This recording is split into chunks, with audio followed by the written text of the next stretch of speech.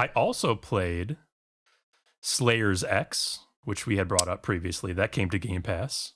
Yes. That is Slayer's X Terminal Aftermath Vengeance of the Slayer.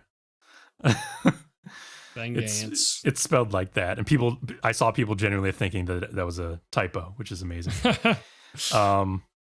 Again, for context, this is the Hypnospace Outlaw spin-off game presented as if it's the in-universe character Zane finally releasing a game that he had made in 1998 high school, all these years later. So everything from like the description to everything about the game's presentation is as if it's Zane releasing it, you know? Is Zane the one that we bullied? But he's a fictional character. Zane is the edgy teen from like early on. Right. Hypnospace. That's what I thought it was. I think he's like a bully, or he gets bullied. He is sort of a bully, yeah. But I think it's an ingenious way to do a side game, because with conventional Gaiden games featuring a popular character from the original thing, you play as them experiencing their side of the story, and it's just like straightforward that way. But Slayer's X is like playing the character's diary almost, in that you get insight into his personality from his perspective. So from his like art, you know, so it can be the narrator. Can't trust it, but also you maybe get more insight than you would from a normal story just depicting him. You know what I mean? Because you're seeing what he chooses to make, what he thinks exactly. So it can be funny and it can be sad. The game in general, very obviously in the vein of Duke Nukem, and you could even argue that like Zane took inspiration from that in universe. So everything is very edgy and sardonic, gross out humor all over the place. But it's got that underlying tinge of pity that you feel for the character, because he's like inadvertently displaying vulnerabilities through his art, which I think is great. So it's a fine little shooter on its own, but I enjoyed it even more for that context. I think it's a weird transition to make Hypnospace and then to make a shooter. Hypnospace being like the opposite of a shooter.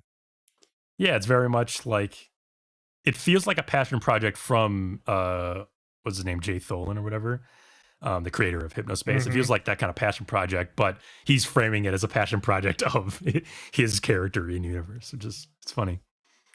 And he's still, as we've said before, working on the sequel to Hypnospace, which will be set in the 2000s internet. Well, the 2000s fake in-universe internet of this universe that Hypnospace was set in. That will be more directly relevant to all of us. I'm excited. Absolutely. I'm looking forward to it because of that, yeah. Nostalgia. Can't wait for the rise of social media companies battling each other. MySpace becoming big and then being eaten by Facebook. Oh, yeah.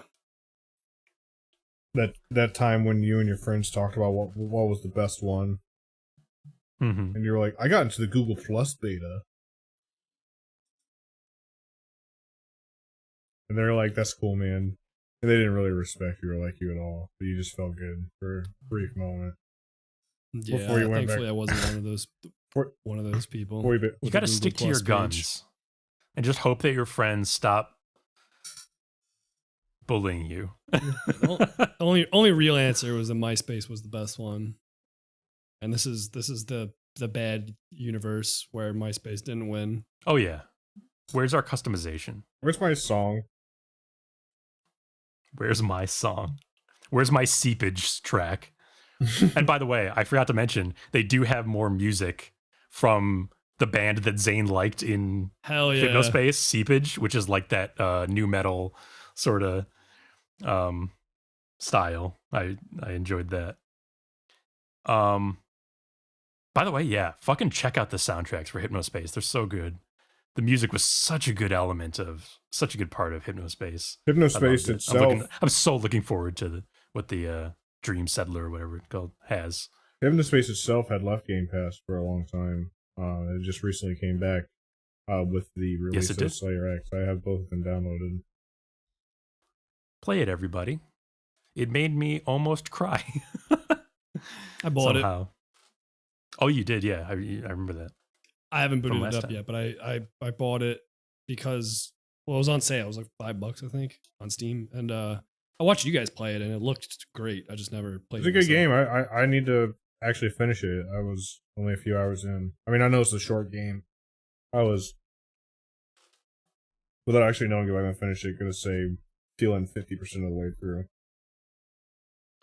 It's pretty much as short as you choose, because you are kind of. But that's the Just- you thing. can Like, just I would explore. really like exploring and shit, Definitely.